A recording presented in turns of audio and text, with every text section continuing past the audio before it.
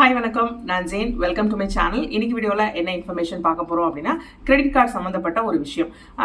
பொதுவாக நிறைய ரிக்வஸ்ட் வருது. கிரெடிட் கார்டு பில்லு சேர்ந்து போகாமல் இருக்கிறதுக்கு என்ன பண்ணணும், கிரெடிட் கார்டில் கடன் சேர்ந்து போகாமல் இருக்கிறதுக்கு என்ன பண்ணணும், கடன் அப்படி சேர்ந்து போச்சுன்னா அதை எப்படி சீக்கிரம் கட்டணும் அப்படின்னு சொல்லிட்டு நிறைய ரிக்வஸ்ட், நிறைய கொஸ்டின்ஸ் கேட்குறீங்க. ஸோ கிரெடிட் கார்டு ரிலேட்டட் சின்ன சின்ன இன்ஃபர்மேஷன் அப்பப்போ டிஃப்ரெண்ட் வீடியோஸில் கொடுக்கலாம் அப்படின்னு சொல்லிட்டு இன்னைக்கு அதோட முதல் ஒரு ஸ்டெப்பு. ஸோ இது என்ன அப்படின்னா, ஒரு 5 டிஃப்ரெண்ட் டைப்ஸ் ஆஃப் டிரான்சாக்ஷன்ஸ், இந்த வகையான டிரான்சாக்ஷன்ஸ் கிரெடிட் கார்டில் பண்ணுறதை நீங்கள் தவிர்த்துட்டீங்க அப்படின்னா ஓரளவுக்கு உங்களுடைய கிரெடிட் கார்டு ஸ்பெண்டை நீங்கள் கண்ட்ரோலில் வச்சுக்கலாம். தேவையில்லாத செலவுகள், தேவையில்லாத எக்ஸ்ட்ரா சார்ஜஸ் நீங்கள் அவாய்ட் பண்ணிக்கலாம். ஸோ அது என்னென்ன மாதிரி விஷயங்கள் நீங்கள் அவாய்ட் பண்ணிக்கணும், அதை ஓகே கிரெடிட் கார்டில் பண்ண முடியாது அப்படின்னா மாற்று வழி என்ன அப்படின்னு சொல்லிட்டு இன்னைக்கு வீடியோவில் நம்ம பார்த்துலாம். வீடியோ போகிறதுக்கு முன்னாடி சேனலுக்கு சப்ஸ்கிரைப் பண்ணனா மறக்காமல் சப்ஸ்கிரைப் பண்ணிட்டு அந்த நோட்டிஃபிகேஷன் பட்டனை ப்ரெஸ் பண்ணிடுங்க. இந்த வீடியோ பிடிச்சிருக்குன்னா வீடியோக்கு கண்டிப்பாக ஒரு லைக் கொடுங்க.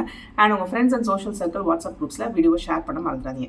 இப்போ நம்ம தகவலுக்கு போகலாம். ஸோ கிரெடிட் கார்டை பொறுத்த வரைக்கும் நம்ம நிறைய பேர் யோசிக்காமல் எல்லா விதமான டிரான்சாக்ஷனுக்கும் யூஸ் பண்ணுறவங்களா இருப்போம். சில பேருக்கு தவிர்க்க முடியாமல், சில பிஸ்னஸ் காரணங்களுக்காகவோ பர்சனல் ரீசன்ஸ்க்காகவோ சில டைப் ஆஃப் டிரான்சாக்ஷனை தவிர்க்க முடியாமல் யூஸ் பண்ணுறவங்களா இருப்போம். ஸோ தவிர்க்க முடியாத ரீசனுக்காக யூஸ் பண்ணுறோம் அப்படின்னாலும் சரி, இல்லை கண்ணை முடிட்டு யூஸ் பண்ணுறோம் அப்படின்னாலும் இந்த மாதிரி விஷயங்கள் இதுக்கெல்லாம் யூஸ் பண்ணக்கூடாது அப்படிங்கிறத தெரிஞ்சு வச்சுக்கிட்டிங்கன்னா உங்களுக்கு யூஸ்ஃபுல்லாக இருக்கும். அது மட்டும் இல்லாமல் அதுக்கு என்ன மாற்று வழி அப்படின்னு சொல்லிட்டு பார்க்கலாம். ஸோ ஃபர்ஸ்ட் விஷயம் என்னன்னா ஃபியூயல். ஸோ ஃபியூயல் போடுறதுக்கு நிறைய பேர் ரொம்ப கன்வீனியன்ட்டாக கிரெடிட் கார்டு யூஸ் பண்ணுறதை நானே நிறைய பார்த்துருக்கேன். ஸோ என்ன ரீசனாக இருக்கும் அப்படின்னா, ஒன்று கன்வீனியன்ஸ், இல்லை வழக்கமாக கிரெடிட் கார்டே எல்லாத்துக்கும் யூஸ் பண்ணி பழகினவங்க அந்த மாதிரி யூஸ் பண்ணுவாங்க. அப்படி இல்லைன்னா பெட்ரோல் பங்க்ல நின்றுட்டு நம்ம சேஞ்ச் எடுத்து காசு எடுத்து கொடுத்து சேஞ்ச் மாற்றணும் அப்படிங்கிற அந்த அசௌகரியத்தை தவிர்க்கிறதுக்காக கிரெடிட் கார்டு யூஸ் பண்ணுவாங்க. இன்னும் சிலர் கிரெடிட் கார்டு அப்படின்னா எவ்வளோ வேணாலும் ஃபியூவல் போட்டுட்டு நம்ம அதை அதோட டியூ டேட்டில் கட்டினா போதும், இப்போதைக்கு கையில இருந்து கொடுக்க வேணாம் அப்படிங்கிற ரீசனுக்காக பண்ணுவாங்க. ஸோ எந்த ரீசனுக்காக பண்ணீங்க அப்படின்னாலும் கிரெடிட் கார்டில் நீங்கள் ஃபியூவலுக்கு நீங்கள் யூஸ் பண்ணீங்க உங்கள் கிரெடிட் கார்டு அப்படின்னா உங்களுக்கு எக்ஸ்ட்ரா சார்ஜஸ் நிறைய வருது அப்படிங்கிறத நீங்கள் மனசில் வச்சுக்கணும். ஸோ ஃபியூவல் சர்சார்ஜ் அப்படின்னு சொல்லும் போது அந்த சர்சார்ஜ் உங்களுக்கு எடுக்கப்படும். இது நிறைய கிரெடிட் கார்ட்ஸில், நிறைய டெபிட் கார்ட்ஸில் சர்சார்ஜ் வெய் பண்ணுவாங்க. அதில் ஒரு டாப் கேப் வச்சிருப்பாங்க.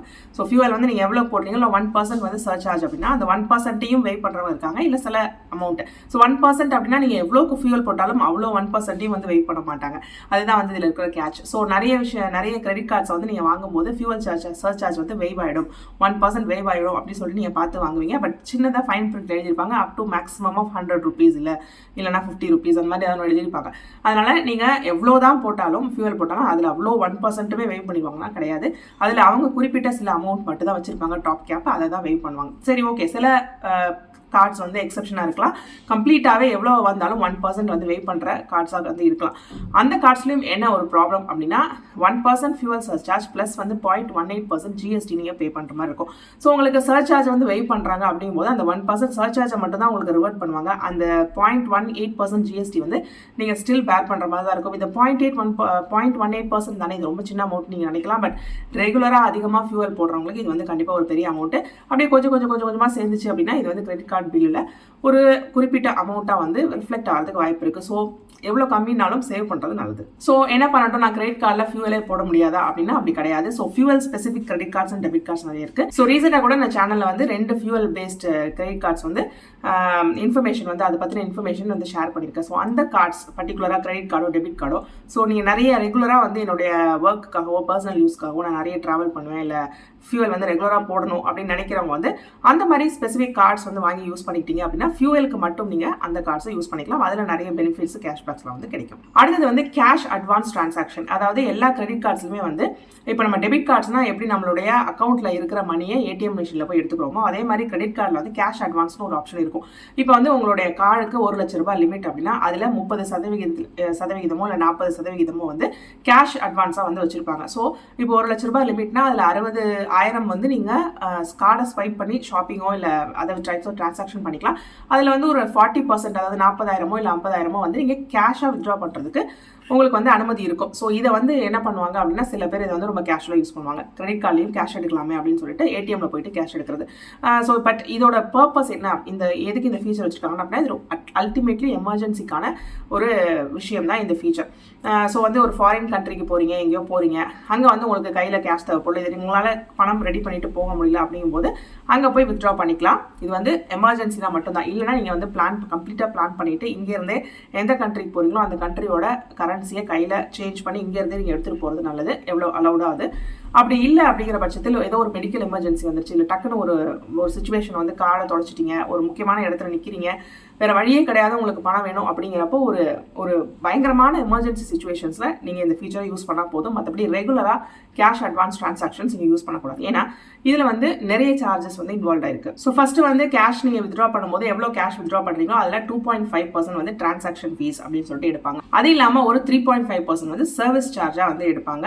இதுவும் இல்லாமல் 18% ஜிஎஸ்டி வந்து நீங்கள் பே பண்ணுற மாதிரி இருக்கும். ஸோ வந்து பார்த்தீங்கன்னா எல்லாம் சேர்ந்துச்சு அப்படின்னா நீங்கள் எடுக்கிற அமௌண்ட்டுக்கு ஒரு பெரிய அமௌண்ட் ஆஃப் பணத்தை வந்து நீங்கள் ஒரு ஃபீஸ் அப்படிங்கிற விஷயத்தில் நீங்கள் ஸ்பெண்ட் பண்ணுற மாதிரி இருக்கும். அதே நான் ஏற்கனவே சொன்ன மாதிரி ரொம்ப ரொம்ப எமர்ஜென்சி, வேறு வழியே இல்லை, எனக்கு இப்போ கையில் கேஷ் வேணும், வேறு எந்த ஆப்ஷன்ஸுமே இல்லை, எல்லா ஆப்ஷன்ஸுமே அவுட் ஆயிடுச்சு, என்னோட சுச்சுவேஷனும் ரொம்ப கிரிட்டிக்கலாக இருக்குது, எனக்கு பணம் வேணும் அப்படிங்கிற சுச்சுவேஷனில் மட்டும், எமர்ஜென்சியில் மட்டும் இதை யூஸ் பண்ணுங்கள். பிகாஸ் நான் சொன்ன மாதிரி யூ வில் ஹேவ் டு பேர் 2.5%, 3.5% and 18% ஜிஎஸ்டி. ஸோ கேஷ் வந்து இவ்வளோ கேஷுவலாக நீங்கள் வந்து வித்ட்ரா பண்ணிட்டீங்க அப்படின்னா இவ்வளோ காசும் வந்து பார்த்தீங்கன்னா உங்களுடைய கிரெடிட் கார்டு பில்லில் தான் வந்து ரிஃப்ளெக்ட் ஆகும் அப்படிங்கிறது தெரிஞ்ச விஷயம் தான். ஸோ நீங்கள் வந்து நார்மலாக ஸ்பெண்ட் பண்ணுறது அதை தவிர்த்து உங்களுக்கு பார்த்தீங்கன்னா இந்த மாதிரி அடிஷ்னல் சார்ஜஸ்லேயே வந்து உங்களுடைய கிரெடிட் கார்டு பில் வந்து அப்படியே ஆட் ஆகிட்டே போகும். ஸோ இந்த தவிர்க்கிறதுக்கு சிம்பிளஸ்ட் ஆப்ஷன் என்னன்னா ஒரு மல்டிபிள் பேக்கப்ஸ் வந்து எப்பயுமே வச்சுக்கிறது நல்லது. ஒரு ஃபாரின் கண்ட்ரிக்கு போறீங்கன்னா தேவையான கரன்சியை கையில் ரெடி பண்ணி வச்சுக்கணும். இல்லை எங்கேயாவது வெளியில் போறீங்க அப்படின்னா ஃபுல்லாக உங்கள் வாலெட்லேயே எல்லா பணத்தையும் வைக்காம பணத்தை வந்து ஸ்ப்ரெட் பண்ணி வச்சுக்கணும். இன்கேஸ் வாலெட் தொலைஞ்சு போயிடுச்சு அப்படின்னாலும் உங்களுக்கு பேக்கப் மணி இருக்கிற மாதிரி ஏதாவது ஒரு ஆப்ஷன் வந்து வச்சுக்கணும். அதே மாதிரி கிரெடிட் கார்டு டெபிட் கார்டு எல்லாத்தையும் ஒரே வாலெட்டில் போட்டு ஒரே இடத்துல வைக்காம you have to split it up in different places. So car இருக்குது அப்படின்னா காரில் வந்து நீங்கள் சில கார்டோ இல்லை கொஞ்சம் பணமோ வந்து வச்சுக்கலாம். ஸோ இந்த மாதிரி எமர்ஜென்சி சுச்சுவேஷன்ஸை நீங்களே முடிஞ்ச வரைக்கும் பேக்கப் வச்சுக்கிட்டு குஷன் அப் பண்ணிக்கிட்டீங்க அப்படின்னா இந்த கிரெடிட் கார்டு ஃபீஸை வந்து நீங்கள் அவாய்ட் பண்ணிக்கலாம். அடுத்தது வந்து ஃபாரின் டிரான்சாக்ஷன்ஸ், அதாவது உங்களுடைய கிரெடிட் கார்டை யூஸ் பண்ணி வேறு அதாவது ஃபாரின் மணியில் வந்து பேமெண்ட் பண்ணுறது. ஃபார் எக்ஸாம்பிள் டாலர்ஸில் பேமெண்ட் பண்ணுறது, ஏதாவது ஒரு ஷாப்பிங் வெப்சைட் போயிட்டு டாலர்லையோ பவுண்ட்லையோ இல்லை ஆஸ்திரேலியன் டாலர்ஸ்லையோ இல்லை வேறு விதமான கரன்சிலையோ பே பண்ணுறீங்க அப்படின்னா இதுக்கு ஃபாரின் டிரான்சாக்ஷன் ஃபீஸ் அப்படின்னு சொல்லிட்டு 3.5% வந்து சார்ஜ் பண்ணுவாங்க. ஸோ வந்து இது வந்து என்ன மாதிரி இருக்குன்னா சில பேரோட business needs, for example online business பண்ணுறவங்களுக்கு நான்லாம் வந்து நிறைய ஃபாரின் டிரான்சாக்ஷன்ஸ் பண்ணுவேன். இப்போ வந்து நம்ம ஏதாவது ஒரு வெப்சைட் ஒரு சர்வர் வாங்குகிறோம், ஏதாவது ஒரு சாஃப்ட்வேர் வாங்குகிறோம், இதை மாதம் ரெக்கரிங் ஆகக்கூடிய சில சார்ஜஸ் வந்து நம்ம பே பண்ணுறோம் சர்வருக்கோ இல்லைனா ஏதாவது ஒரு சாஃப்ட்வேருக்கோ இந்த மாதிரி பே பண்ணுறோம் அப்படின்னா அது வந்து ஃபாரின் கரன்சியில் பில் ஆகியிருக்கு அப்படின்னா அதுக்கு வந்து மாதம் நீங்கள் எவ்வளோ கட்டுறீங்களோ அது ஒவ்வொரு டைமும் பே ஆகும்போது 3.5% ஃபாரின் டிரான்சாக்ஷன் கரன்சி இருக்கும். ஸோ இதை நீங்கள் எப்படி அவாய்ட் பண்ணிக்கலாம் அப்படின்னா ஃபஸ்ட்டு முடிஞ்ச வரைக்கும், அதாவது இந்த மாதிரி அத்தியாவசியம் பிஸ்னஸ்க்காக வேறு வழியே கிடையாது, நான் வந்து ஃபாரின் கரன்சியில் தான் பே பண்ணி ஆகணும், விற்கிறவங்க வந்து ஃபாரின் பீப்புள், ஸோ அவங்க கிட்ட தான் நான் அந்த சாஃப்ட்வேர் வாங்குறேன், வேறு வழி இல்லை நான் ஃபாரினில் தான் பே பண்ணணும் அப்படிங்கிறப்ப வேறு வழி இல்லை, okay you can do that.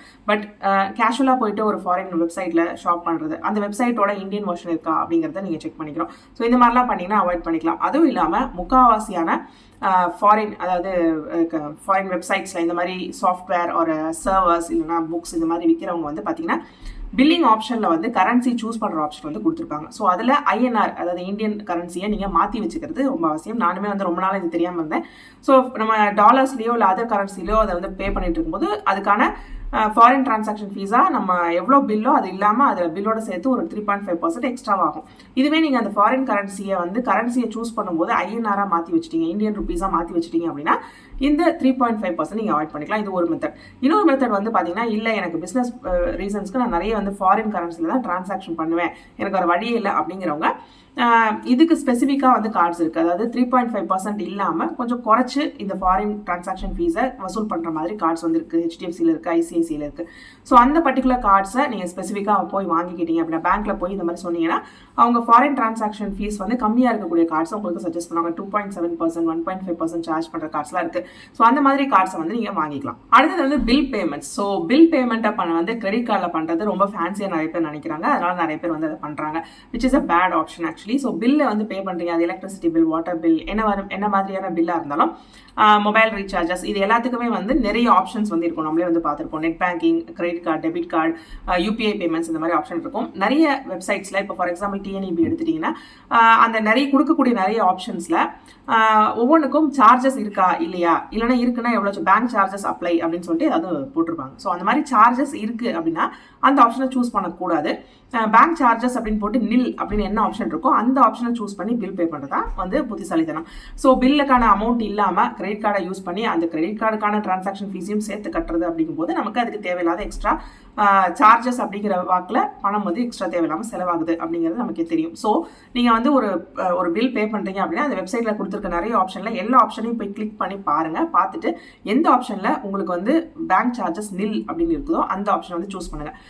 இப்போ ஃபாஸ்டாக் ரீசார்ஜ்லாம் நான் பார்த்துருக்கேன். சில டெபிட் கார்ட்ஸ் இல்லை சில டைப்ஸ் ஆஃப் பேங்க்கோட நெட் பேங்கிங் யூஸ் பண்ணும்போது பேங்கிங் சார்ஜஸ் இருக்கும். கண்டிப்பாக கிரெடிட் கார்ட்ஸுக்கு most of the banks will charge transaction fees. So credit கார்டில் யூஸ் பண்ணி பில்லை பே பண்ணும்போது நீங்கள் அதை அவாய்ட் பண்ணிட்டீங்க அப்படின்னா நீங்கள் நெட் பேங்கிங்கோ டெபிட் கார்டோ யூஸ் பண்ணிக்கிட்டீங்க அப்படின்னா ஸ்டில் நீங்கள் அதுலேயும் வந்து செக் பண்ணிக்கணும் பேங்கிங் சார்ஜஸ் இருக்கான்னு. செக் பண்ணிவிட்டு கம்ப்ளீட்லி ஃப்ரீ ஆப்ஷன் எதுவோ அதை சூஸ் பண்ணி நீங்கள் பே பண்ணுறது நல்லது. இன்னொரு மெத்தட் என்னன்னா இந்த யூபிஐ ஆப்ஸ் இருக்கு இல்லையா, யூபிஐ ஆப்ஸ் மூலமா பே பண்ணும்போது சோஃபார் அதுங்களுக்கு இப்போ டிரான்சாக்ஷன் இல்லை. இந்த வீடியோ மேக் பண்ணிட்டு இருக்க டைம்ல டிரான்சாக்ஷன் சார்ஜஸ் அப்படின்னு சொல்லிட்டு எதுவும் இல்லை. ஸோ யூபிஐ ஆப்ஸ் மூலியமா நீங்கள் பேங்க் அக்கௌண்ட்டை லிங்க் பண்ணி வச்சுக்கிட்டு ஆப்ஸ் மூலியமா நீங்கள் கட்டினீங்க அப்படின்னா உங்களுடைய பில்லுக்கு என்ன அமௌண்ட்டோ அதை மட்டும் கட்டிட்டு டிரான்சாக்ஷன் ஃபீஸ் இல்லாமல் தப்பிச்சிடலாம். ஸோ கிரெடிட் கார்டில் பில்ஸ் பே பண்ணணும், இல்லை எனக்கு வேறு வழியே இல்லை, இப்போ என் கையில் காசு இல்லை, நான் அப்படிதான் பண்ணணும் அப்படின்னு நினைக்கிறவங்க என்ன பண்ணலாம் அப்படின்னா யூபிஐ ஆப்ஸ் இல்லாமல் பேமெண்ட் பேங்க்ஸ் இருக்கும். ஸோ பேமெண்ட் பேங்க்ஸில் பார்த்தீங்கன்னா ஏர்டெல்ல இருக்குது, பேடிஎம்ல இருக்குது. ஸோ இந்த மாதிரி பேமெண்ட் பேங்க்ஸோட வாலெட்டில் மணி ஏற்றி வச்சுட்டு அந்த மணியை யூஸ் பண்ணி நீங்கள் வந்து உங்களோட பில்லை பே பண்ணலாம். அப்படி பே பண்ணும்போது டிரான்சாக்ஷன் சார்ஜஸ் கிடையாது. ஸோ அதில் மணி ஏற்றி வைக்கிறதுக்கு நீங்கள் கிரெடிட் கார்டை யூஸ் பண்ணலாம். ஸோ கிரெடிட் கார்டை யூஸ் பண்ணி அந்த வாலெட்டில் மணி போட்டுட்டு அதை யூஸ் பண்ணி பில் பே பண்ணலாம். இது எப்போ அப்படின்னா எனக்கு தவிர்க்கவே முடியாது, எனக்கு கிரெடிட் கார்டை தான் பே பண்ணி ஆகணும் அப்படிங்கும்போது இந்த மாதிரி ஒரு ஷார்ட்கட்டை யூஸ் பண்ணிக்கோங்க. பட் கிரெடிட் கார்டை அவாய்ட் பண்ண முடியும் அப்படின்னா மற்ற ஆப்ஷன்ஸ் யூஸ் பண்ண முடியும் அப்படின்னா நில் டிரான்சாக்ஷன் சார்ஜ் எதில் இருக்குதோ அதை சூஸ் பண்ணி அது மூலமா உங்களுடைய பில்ஸை பே பண்ணிடுங்க. அதே மாதிரி இன்னொரு சின்ன விஷயம், இந்த ட்ரெயின் டிக்கெட் புக் பண்ணுறது. ஸோ ட்ரெயின் டிக்கெட் புக் பண்ணும்போது வந்து நிறைய பேர் கிரெடிட் கார்டை கன்வீனியன்ஸ்க்காக யூஸ் பண்ணுவாங்க. ஸோ ட்ரெயின் டிக்கெட் புக் பண்ணும்போது 1.8% சர்வீஸ் சார்ஜ் உண்டு, ப்ளஸ் டாக்ஸஸ் உண்டு. ஸோ சர்வீஸ் சார்ஜ் இல்லாமல் டாக்ஸும் வந்து சேர்த்து இதுக்கு சார்ஜ் பண்ணுவாங்க கிரெடிட் கார்டு யூஸ் பண்ணும்போது. அதனால ட்ரெயின் டிக்கெட்ஸ் புக் பண்ணும்போது கண்டிப்பாக நீங்கள் ஆப்லேயோ ஆன்லைன்லையோ எதில் புக் பண்ணாலும் கண்டிப்பாக உங்களுக்கு நான் ஏற்கனவே சொன்ன மாதிரி பில் பேமெண்ட் சொன்ன மாதிரி நிறைய ஆப்ஷன்ஸ் இருக்கும். ஸோ அந்த ஆப்ஷன்ஸில் ஏதாவது ஒரு ஆப்ஷனை சூஸ் பண்ணி நீங்கள் ட்ரெயின் டிக்கெட் புக் பண்ணிக்கிறது நல்லது. கிரெடிட் கார்டு அப்படின்னும் போது அதுக்கான டிரான்சாக்ஷன் ஃபீஸ் ப்ளஸ் சார்ஜ் அப்படின்னு சொல்லிட்டு சேரும். ஸோ தேவையில்லாமல் சார்ஜஸ் அப்படிங்கிற வகையில் பணம் வந்து அதிகம் செலவாகும். ஸோ இன்னைக்கு நான் சொன்ன இந்த 5 விஷயங்களுக்கும் உங்களுடைய கிரெடிட் கார்டை நீங்கள் யூஸ் பண்ணாமல் இருந்தீங்க அப்படின்னா கண்டிப்பாக உங்களுடைய கிரெடிட் கார்டு பில் வந்து இப்படி வர வேண்டிய பில் கொஞ்சம் சுருங்கி வரும். அதனால அது கொஞ்சம் மேனேஜபிளாக இருக்கும் உங்களுடைய செலவுகள்.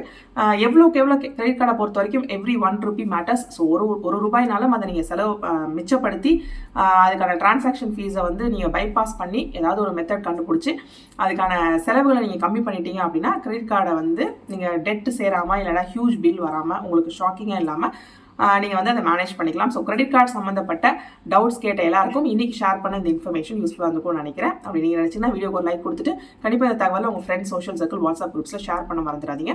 சேனலுக்கு இன்னும் சப்ஸ்கிரைப் பண்ணனா கண்டிப்பாக சப்ஸ்கிரைப் பண்ணிட்டு நோட்டிஃபிகேஷன் பட்டனை ப்ரெஸ் பண்ணுங்க. இதே மாதிரி இன்னொரு யூஸ்ஃபுல் தகவலோட நான் உங்களை அடுத்த வீடியோவில் சந்திக்கிறேன்.